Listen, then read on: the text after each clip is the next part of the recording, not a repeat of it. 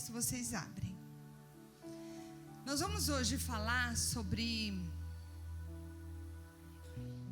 o que deveria ser a nossa amizade com o Espírito Santo. O que deveria ser o nosso relacionamento com o Espírito Santo.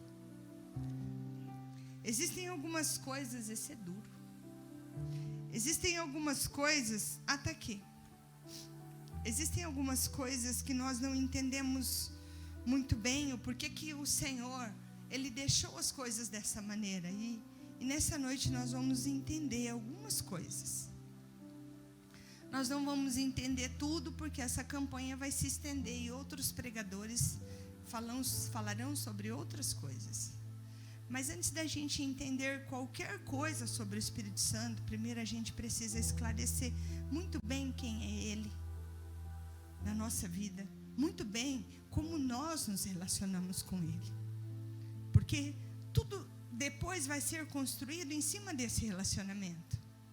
Então a primeira coisa que nós precisamos entender é quem é Ele, como Ele se relaciona, como Ele fala.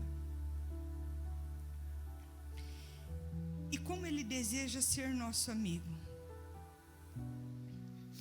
A primeira coisa que eu queria que você entendesse é que o Espírito Santo, Ele não é o menor dos três. Por ele ser dito por nós mesmos, nós que usamos esse termo, porque de alguma maneira nós colocamos o Pai, o Filho e o Espírito Santo. Então a gente costuma dizer que Ele é a terceira pessoa da Trindade, né? Eu estou aqui e você que está aí, você que está em casa, que está nos ouvindo, você é três coisas. Você é corpo, você é alma, sede dos sentimentos, e você é espírito, porque nós somos trino. Igual Deus é trino. Só que Deus é trindade, que significa três divindades. E nós somos corpo, alma e espírito. Quando você olha para mim, você não consegue separar o meu corpo da minha alma e do meu espírito. Porque nós somos uma coisa só, três coisas mais juntas. Amém? Quando nós olhamos para Deus, Ele é Pai, Filho e Espírito Santo. E também não se pode separar os três. E também não se tira o valor dos três. Igualmente são valiosos, igualmente são poderosos. Quando nós usamos o termo a terceira pessoa da Trindade, nós usamos esse termo por quê? Porque por tempo de atuação. Por tempo de atuação. Quando o mundo começou com o tempo de atuação, onde o principal atuante era Deus Pai, o Criador de todas as coisas, e a Bíblia vem relatando que Deus Pai, o Criador, Ele criou todas as coisas. Mas a Bíblia também diz que o Espírito Santo pairava sobre as águas. Mas a Bíblia também diz que o Verbo estava com Ele. O Verbo era Jesus. Então, como foi o Deus Pai que teve o principal momento da atuação e foi a primeira atuação, então nós colocamos Ele como Deus Pai, a primeira pessoa. Depois nós tivemos a segunda atuação pós-pecado, que foi Jesus. Então nós colocamos Ele como a segunda pessoa. E por último, que é a nossa era, nós vivemos a atuação do Espírito Santo, porque nós somos após descida do Espírito Santo.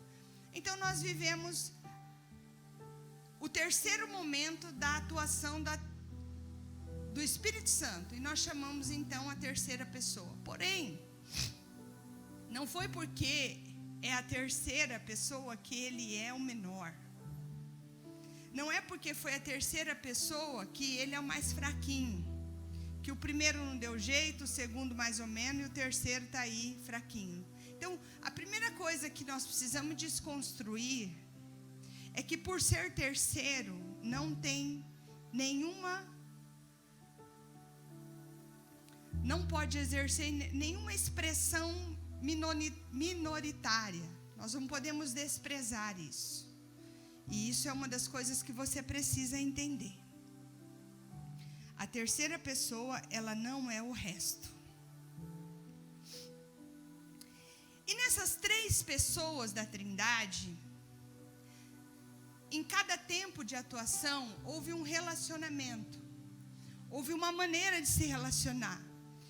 E nós precisamos compreender isso para a gente entender qual é a maneira que o Espírito Santo quer se relacionar comigo e com você.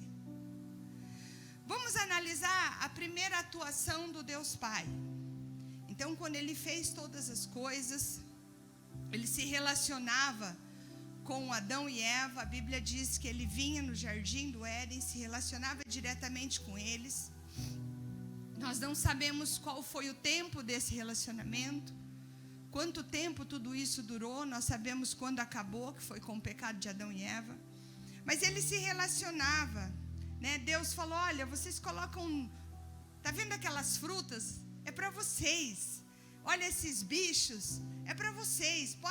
Podem pôr nome nesses bichos, né? E tudo fluía, porque tudo era perfeito. O homem não precisava cultivar, o homem não precisava carpir, porque a terra, ela estava vivendo a sua plenitude da perfeição. A criação não conhecia o pecado. A criação foi perfeita e ela conhecia a perfeição. E o relacionamento também era perfeito. Até que Adão e Eva pecam.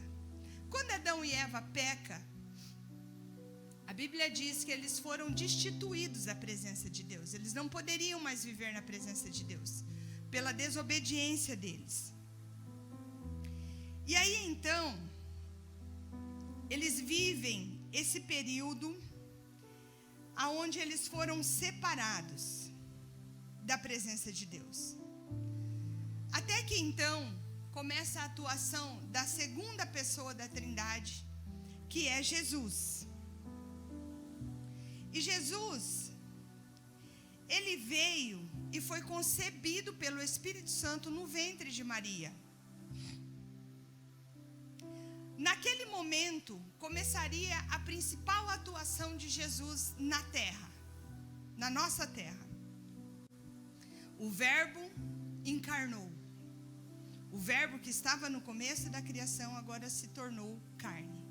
E habitou entre nós, a Bíblia diz. E Jesus também tinha uma maneira de se relacionar. Jesus também se relacionou com as pessoas que estavam na terra. Jesus também olhou olho no olho. Jesus também olhou na face. Jesus tocava, uns dos discípulos inclinava o peito no coração, no peito de Jesus. Jesus abraçava. Jesus ensinava. Alguns os consideravam amigos, outros o via mais como mestre do que como amigo, dependendo da distância do relacionamento. Jesus fez curas, milagres, libertou endemoniado, por onde ele passava, milagres aconteciam, as pessoas ficavam constrangidas com a presença dele, com tudo que ele era.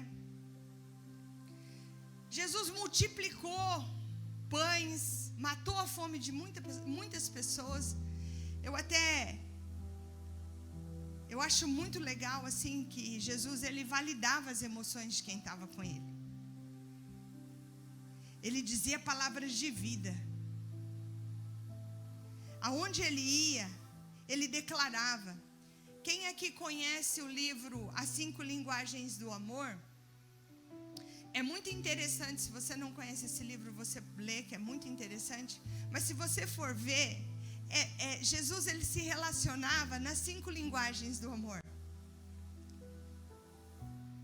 Por exemplo, para uma pessoa que precisa de palavras de afirmação, que é uma das linguagens, é por isso que de vez em quando num culto, Jesus fazia isso pessoalmente, mas hoje nós somos guiados pelo Espírito Santo. É por isso que às vezes num culto, e aí você já vai entendendo o quanto Deus é eclético, que às vezes a gente acha que Deus tem que fazer de uma maneira, né? Mas, por exemplo, para alguém que precisa a linguagem de amor dele é palavras de afirmação, de repente, no meio do culto, o Espírito Santo inspira o pregador para ele descer e ele ir até uma pessoa e diga assim: olha, Deus te ama, você é importante. Porque assim, aquela pessoa, a linguagem do amor dela é palavras de afirmação. Então, quando Deus usa o pregador para fazer isso, aquela pessoa entende que ela é amada. Por exemplo, tem gente que não precisa de toque, mas tem gente que ouve a palavra daqui, mas simplesmente porque o pregador desceu e tocou na pessoa e declarou alguma coisa, aquela pessoa se desmonta, porque provavelmente a linguagem do amor dela é toque. Então, quando ela é tocada, ela sente que ela é amada. Algumas pessoas são ações de serviço. É quando alguém faz alguma coisa por ela. Então, é muito interessante que Jesus, quando ele se relacionou na terra, ele se relacionou com todas as pessoas com as 5 linguagens do amor. Do jeito que a pessoa se sentia amada, ele se relacionava com ela. Palavras de afirmação, toque, tempo de qualidade, presentes. Isso para você entender que Jesus ele veio e ele teve um relacionamento. Aí nós entramos então nessa palavra que eu pedi para você abrir, em João capítulo 14, versículo 15,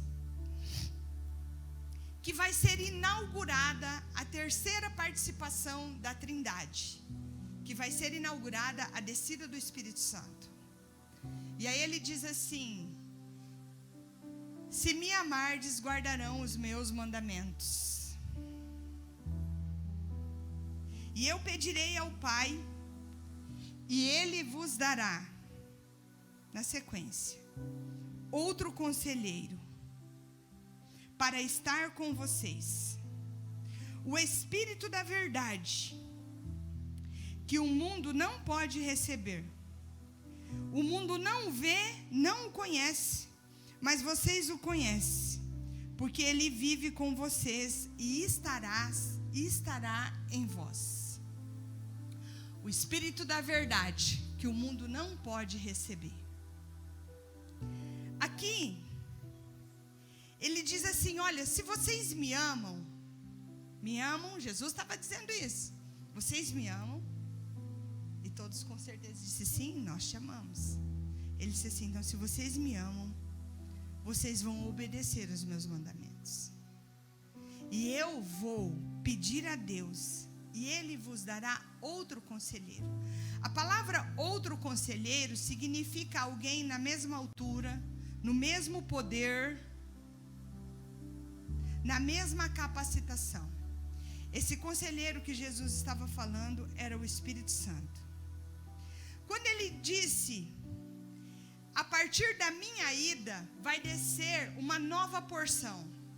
Jesus estava dizendo assim: a partir da minha ida vai inaugurar um novo tempo. A partir da minha ida vocês vão viver um novo momento. Vocês vão viver a presença do Espírito Santo.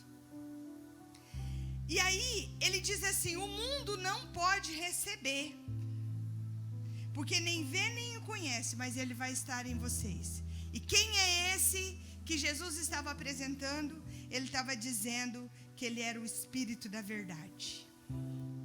Quando Jesus estava dizendo que ele era o Espírito da verdade, ele estava querendo dizer assim, ó: toda mentira que você vive, que Satanás te seduz, vai ser denunciado por esse Espírito. E aonde esse Espírito está, ele está dentro de você.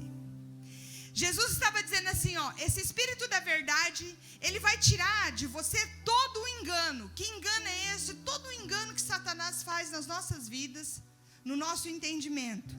Ele vai denunciar toda mentira de Satanás. Toda mentira do quê? Daquilo que você não é.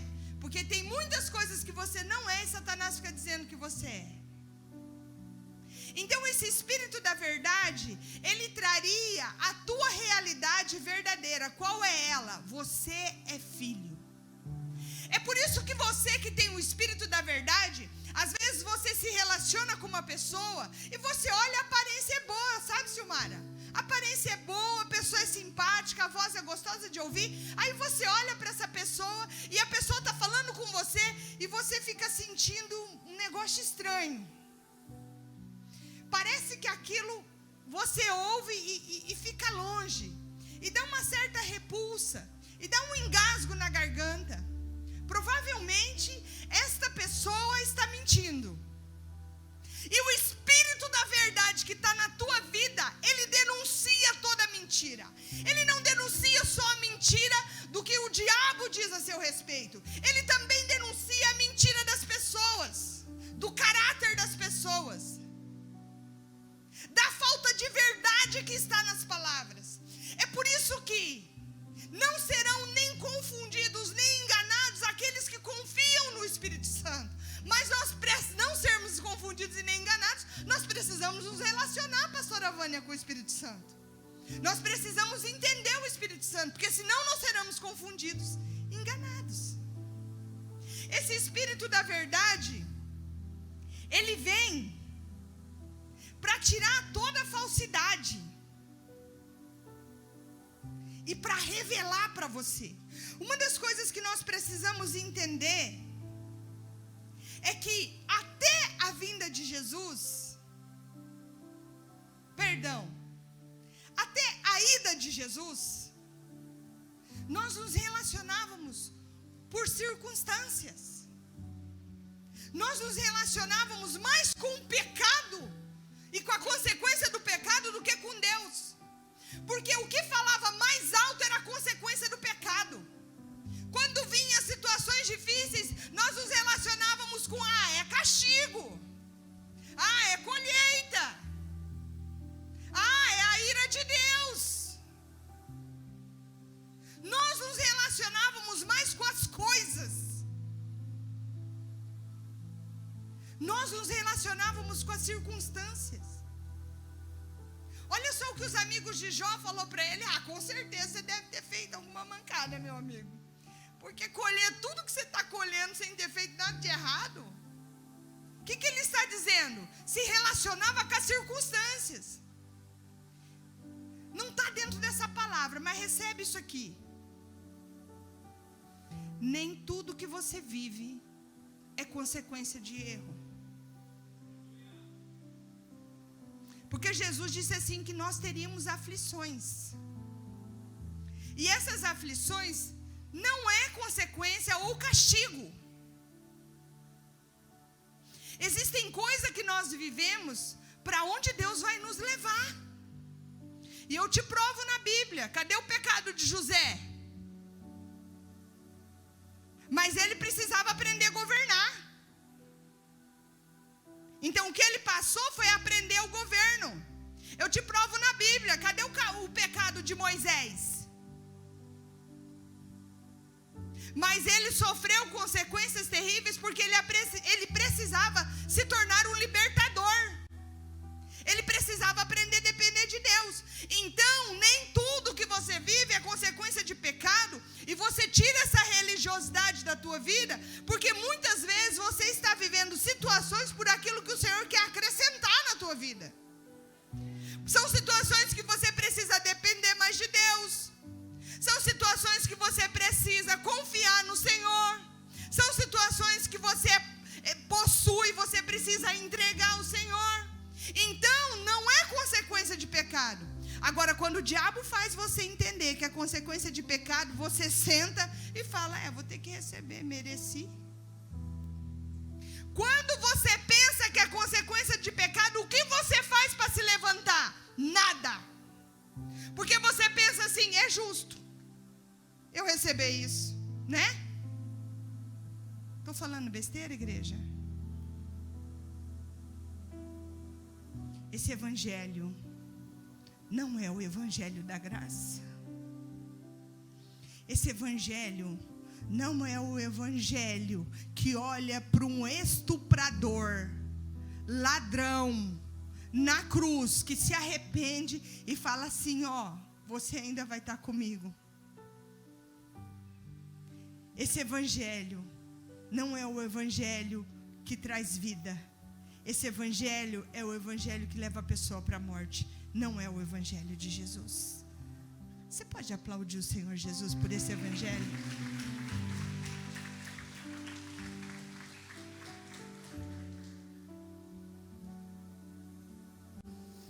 Então o Espírito Santo, ele vem para tirar você do relacionamento pelas circunstâncias. Porque agora você não precisa ficar observando a maldade que cresce em cima de você, as coisas que dão erradas para você. Você quer ver uma coisa que você precisa desconstruir? Senhor, se você tiver nessa palavra, então você faz esse objeto estar aqui. Senhor, se é o Senhor que está falando mesmo, então você faz alguém lá pegar aquela água, tirar de lá e fazer aqui. Responde para mim. Por que você tem que fazer isso? Responde para mim. Por que você vai se relacionar com um copo d'água? Por que você vai pedir para Deus, Pai, Filho e Espírito Santo, mover alguém para tirar um copo d'água para você entender que Ele está falando sim? Ou pôr um copo d'água para você entender que Ele está falando não? Responde para mim, por que você precisa se relacionar dessa maneira? Se você tem o Espírito Santo, se Ele habita em você, é só você falar com Ele.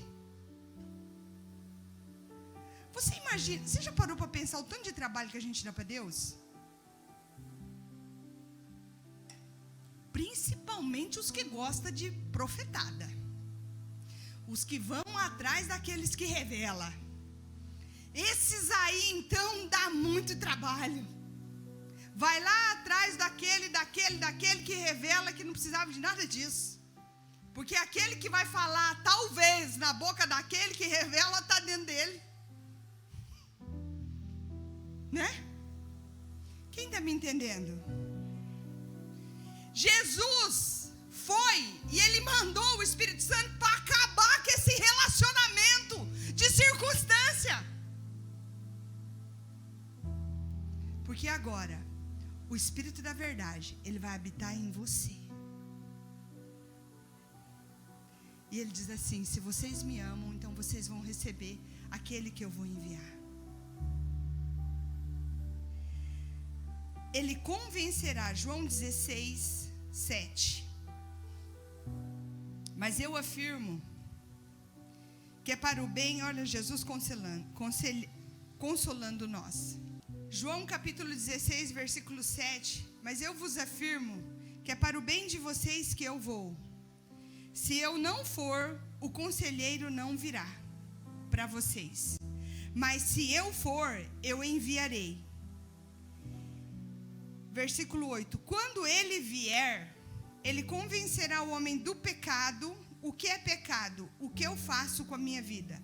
Da justiça, o que é certo, o que é errado, o que é justo. E do juízo. O que será o meu fim? Quais são as consequências das minhas atitudes? Então o Espírito Santo viria para convencer o homem do pecado, da justiça e do juízo. João capítulo 20, versículo 21. Novamente Jesus disse: paz seja convosco, assim como o Pai me enviou, eu estou enviando. E ele soprou e disse: recebam o Espírito Santo. Se perdoarem os vossos pecados, se perdoarem os pecados de alguém, os seus serão perdoados. Se não perdoarem os pecados dos outros, então os seus não serão perdoados. Neste momento do soprou, começou a atuação do Espírito Santo. A partir daquele momento, não seria mais uma visitação, Rafael, porque até aquele momento o Espírito Santo descia, usava da vida de alguém, vencia uma guerra e se recolhia. Ele vinha e possuía algumas pessoas segundo o direcionamento de Deus, mas ele não habitava. Ele vinha, atuava e voltava. Tanto é que Sansão, ele achou que estava com ele ainda, e ele fala, vai, me põe na coluna aí que eu vou acabar com tudo. Aí ele põe a mão na coluna e ele começa a fazer força, E aí a Bíblia diz assim, não sabia ele que o Espírito Santo não estava mais com ele. Até este momento, até a descida do Espírito Santo, as pessoas não eram morada. As pessoas eram usadas por uma causa. Mas uma das coisas que eu queria que vocês analisassem aqui comigo, que ele diz assim, assim como o Pai me enviou, eu vos envio, soprou e disse, receba o Espírito Santo. Mas na sequência ele diz assim, olha, se vocês perdoarem os pecados dos outros, os de vocês também serão perdoados. Se não perdoarem, não serão perdoados. Você já parou para pensar o porquê que se perdoarem os pecados dos outros está bem do ladinho do sopro do Espírito Santo? Você já parou para pensar porque o final da frase de Jesus foi esse? Será que para o Espírito Santo morar em nós não pode ter um peso? Será que a falta de perdão, de conserto na nossa vida pode atrapalhar a moradia do Espírito Santo? Porque o Senhor, Ele dá uma medida aqui. E Ele diz assim, ó, assim, né, você aí, olha para cima. Agora, lembra dos teus pecados. Paulo, você fez isso. Vai dando a medida aí, vai dando a medida do seu aí. 1 metro de mentira, 2 metros disso. Qual é a metragem? Vai dando a medida dos teus pecados aí. 1 metro de safadeza, de preguiça. E vai dando a medida.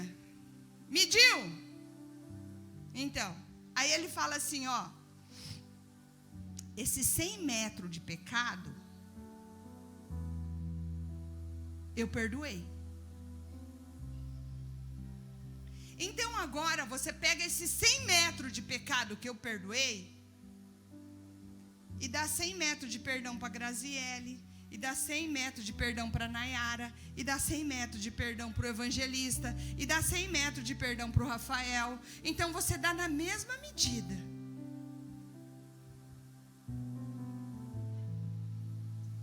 Porque se você não der, os teus também não serão perdoados.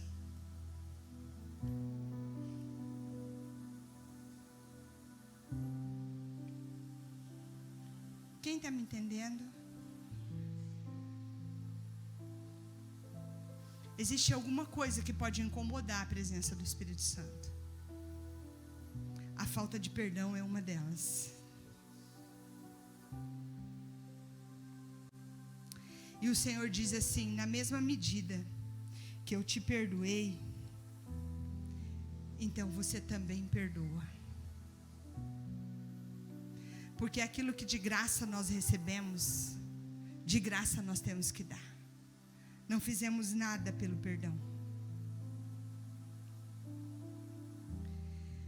Em 1 Coríntios capítulo 6, versículo 19, diz assim: acaso não sabeis que são morada do Altíssimo, o Espírito Santo que habita em vós, que foi lhes dado por Deus?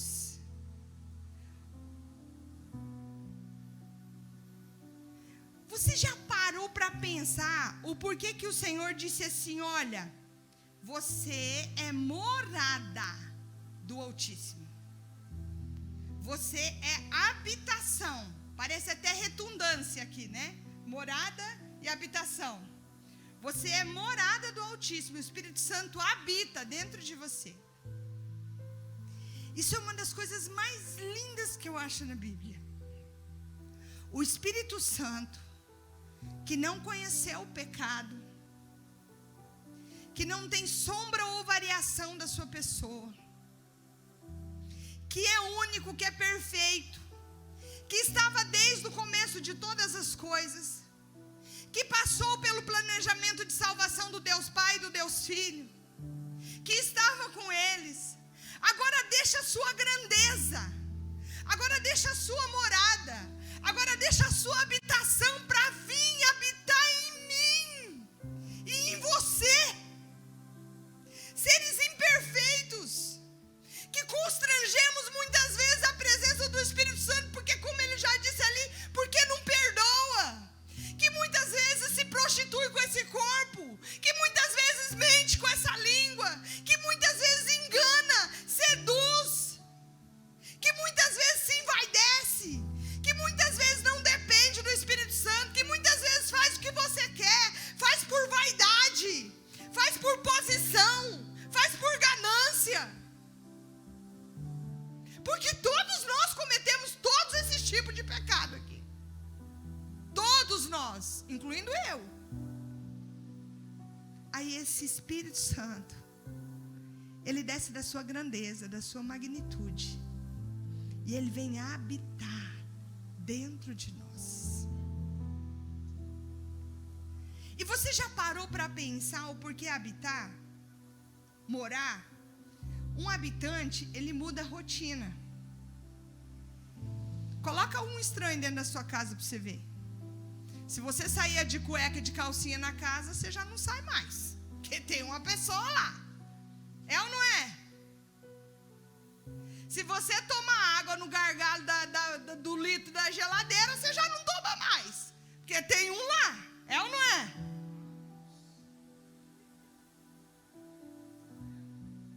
Se você usa roupa, fica o dia inteiro de pijama dentro de casa, como eu no domingo fico o dia inteiro de pijama. Se eu estou em casa, fico o dia inteiro de pijama. Eu já não vou ficar mais de pijama, porque tem outra pessoa lá, como é que você... Então, o que eu quero que você entenda? Aquele que habita, aquele que mora, ele muda a rotina.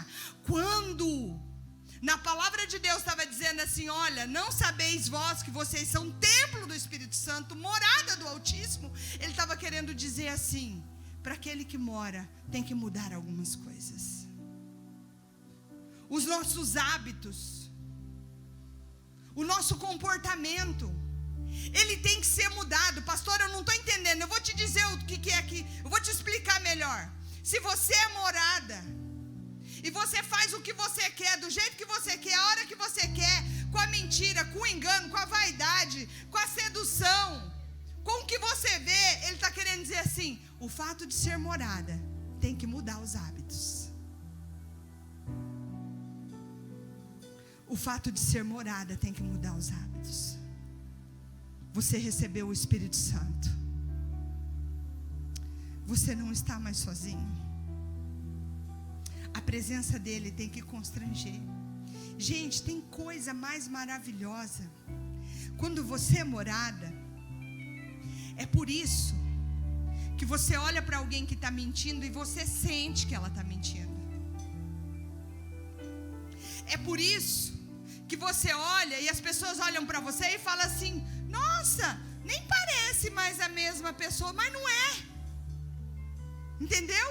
Porque a Paula foi fundida com o Espírito Santo. Então os hábitos do Espírito Santo, então a personalidade do Espírito Santo, então os valores do Espírito Santo, então a verdade do Espírito Santo, ela foi fundida com a minha verdade, ela foi fundida com a minha personalidade. Então eu não sou mesmo reconhecida, você não é mesmo reconhecido, então você se torna com a aparência de uma outra pessoa. Mas por que isso acontece? Porque você é morada, porque ele está dentro de você. Aí você olha as situações e você tem visão de Thundercats. Quem aqui sabe o que é a visão de Thundercats? Só mais de 40 anos tem sabe o que eu estou falando. Você tem visão de Thundercats, porque você olha e você vê além. Você sabe por que você vê além? Porque você tem o Espírito Santo. Parte do que você vê não é mais você que está vendo. Parte do que você vê é Ele que está vendo. É Ele que está te mostrando. É por isso que às vezes você abre a boca e resolve uma situação e você por si só, não sei como eu tive essa paciência para resolver isso. Porque não é sua. Porque é do Espírito Santo. Porque aquilo que você não tinha, o morador, ele coloca na tua vida. Mas pastora, é assim mesmo? É assim mesmo. E o que eu quero dizer para você, e não finaliza essa mensagem hoje. Quem vem comigo quinta-feira que vem? Que é só a introdução. Parte do que você vê é dele. E aí, quando ele funde em você, é um relacionamento muito doido. Por quê? Porque você se vê não pensando com a sua cabeça. Sabe? Quantas coisas eu, antes de Jesus, falava assim, verdade, isso já passou pela minha cabeça, eu vou contratar um cara, não matar, não vou mandar matar não, mas eu quero dar uma surra para largar no chão. Quantas vezes eu, pastora Paula, não se espante, gente, pensei isso. Cheguei a perguntar, você conhece alguém da vila, lá do fundão, darará? Antes de me converter, tá, gente? Gente que devia para mim, gente não cega. Me fez passar raiva, dava vontade. Fala a verdade, quem é que nunca teve essa vontade? Só eu? Fala a verdade, eu quero ver você erguer a mão. Bom. Quem nunca teve uma vontadezinha de com a sua mão se vingar? Ou com o seu dinheiro, que tanto faz, né? Mas quantas vezes, só para você entender a fusão sua com o Espírito Santo, você fazia era isso. Chamava um, dava uns trocos, mandava dar uma surra. Mas o Espírito Santo que habita em você te dá uma paciência, uma longanimidade, ministra o perdão. Ele olha para você e fala assim, quantas vezes você errou, e aí você quer medir o pecado do outro, aí ele te faz você medir o seu também, aí você olha e vê que a tua metragem é muito maior do que a metragem do outro, então você estende a sua misericórdia, mas essa misericórdia ela é só sua, porque o Espírito Santo está dentro de você, porque se ele não estivesse dentro de você, você não agia dessa maneira. Então você precisa entender que você vive com o Espírito Santo, você interage com o Espírito Santo, você usa o Espírito Santo, e você não honra o Espírito Santo. Você consulta o Espírito Santo, mas você não se relaciona com o Espírito Santo. O Espírito Santo não quer um relacionamento de consulta, gente. Espírito Santo não é sem vergonha que vem na terra, dar uns beijos em um e sumir, pegar outro e beijar outro. Ele não veio para ficar, ele veio para se relacionar. Ele veio como noiva, ele veio para um relacionamento perpétuo. Pastora, por que é um relacionamento perpétuo? Porque quem está com ele quando Jesus piscar para buscar a sua noiva? Quem é a noiva? A noiva é quem é habitado pelo Espírito Santo. Você sabe por quê? Que depois da ida da igreja, o mal vai estar de uma maneira terrível, porque não haverá mais o Espírito Santo na terra. Sabe quando vai findar a ação do Espírito Santo? No dia que Jesus levar a sua noiva, porque a noiva é todos aqueles que são morada do Espírito Santo. Você não vai estar aqui, você vai ser levado junto com ele. A maldade vai ficar na terra, mas a noiva vai subir. Então você é morada, você precisa entender isso. Pastora, como o Espírito Santo fala? A gente espera, olha os religiosos, quando vi um marchando lá na minha... É isso que te digo, não é só assim, gente, que o Espírito Santo fala. Ele pode falar dessa maneira, mas não é só assim. Ele fala com você, é uma sensação, é uma interação, é uma suspeita. Sabe quando você fica suspeitando assim? Sabe quando você olha e fala assim, mas essa pessoa está falando é mentira. Vem uma suspeita de uma mentira. Quem está me entendendo? Alguém está falando é assim, vem uma certeza dentro de você. Não, não é assim. Não é assim. Aí alguém fala assim, ó, isso aqui vai acabar desse jeito. Aí vem aquele sentimento de dentro de você, não vai acabar desse jeito, vai dar certo. Então você precisa entender como o Espírito Santo fala. E eu vou falar isso mais na quinta-feira que vem. Mas ele fala com discernimento, com uma direção. Se coloque de pé, igreja. Com uma instrução, com uma exortação, com um pensamento, com uma suspeita profética. O que é uma suspeita profética, pastora? Você tem a sensação de que vai acontecer algo. Quando a gente entrega alguma revelação para alguém, é porque nós recebemos do Espírito Santo uma suspeita.